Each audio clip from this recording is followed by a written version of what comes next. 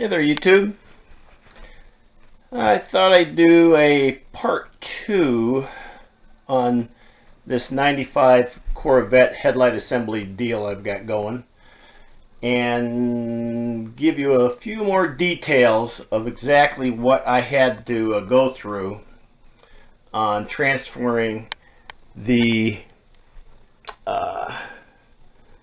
from the old stuff onto the new mechanism I had. And what I had going was this broken up piece of crap that came off of this car. This mechanism, this framework here, this framework came from the eBay purchase I made, and it came with this plug. Since I took all the old broken pieces off of this framework that came off of my Corvette, this is the plug that goes to my 95 Corvette. This is the plug that came with the mechanism. I believe this plug is this mechanism, and the assembly that I bought probably was a mid 80s assembly, because the adapter is so much smaller, or the plug is so much smaller than this plug. So at any rate, what I had to do once I got the new housing is I had to take off all the broken pieces. This is the piece that would go here, or that all this stuff was missing from the green part I had. Here's a few more broken pieces that I found inside the car. This was broken, and this was broken, and this was broken. So what you have to do I thought I'd tell you what you have to do to transfer the new solid piece, which is here. I had to undo there's a bolt inside it, on the inside of this. Let's see here, I'll show you.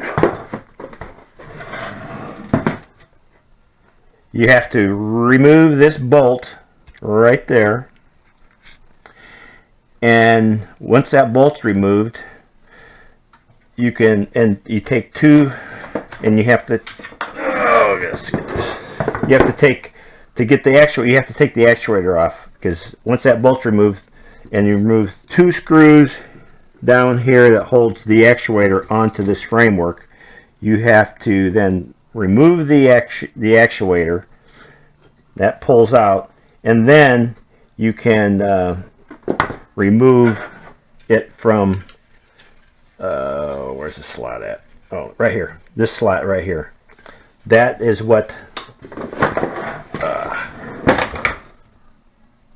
this slot goes into. It would be just like that. Bolt, remove the bolt. Because this is broken, it was fairly easy to take it off, but you have to take that off, the actuator off, to get the new piece that's all one unit back onto the framework. So what you do is, there's the prongs that hold each one of these wires into the plug. You reach down into this inside the plug and bend those little prongs back that hold the wires in, and once those prongs are bent in, then they simply I'll show you in reverse here. They normally go in like that and like that and like that. Now there we go. and once the prongs are removed, you pull that out, and then you pull this out, and the wire with the plug wires can pull right out through the hole. Now obviously that's why you have to take the plug off, because the plug would never be able to get through there. And that's what I had to do because I used my original framework, wanted to keep the plug, but I had to transfer, get this out of here so I could put the new unbroken piece onto this. So in reverse order, you basically cram those down in there like that, slide it through, make sure it fits into that groove right there. You fit that on there like that, and if this was the original piece, it would look like that,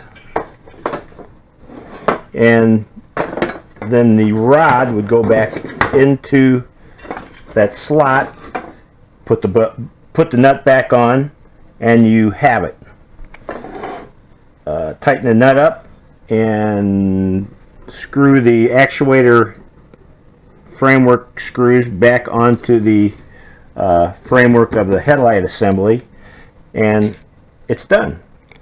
So in the meantime, I thought I would show you, I'd show you all this information, because it's kind of essential if you're going to be doing anything like this on a 95 Corvette. And like I say, 1984 through 96, this all is just about the same. So you can, the only thing that really varies, like I was mentioning, is the plug, the wiring. I think they upgraded it as the years went on. So at any rate, the next step I'm going to do before I put it on the car is going to be to paint this shroud green, which is this color green, and I might just do a little video of that so I can show you the paint color. If you have a green Corvette, save you a lot of trouble and give you the paint number code on the can that I come up with, and you'll be able to match up the color on your headlight cover. So at any rate, that's it for this little video. I'll do a part 3. It'll either be the paint, probably be the paint, because it's still about 10 degrees outside and I don't feel like working on the Corvette in the cold weather. So at any rate, that's it for now. In the meantime, have a great day, and I'll be talking with you. Bye.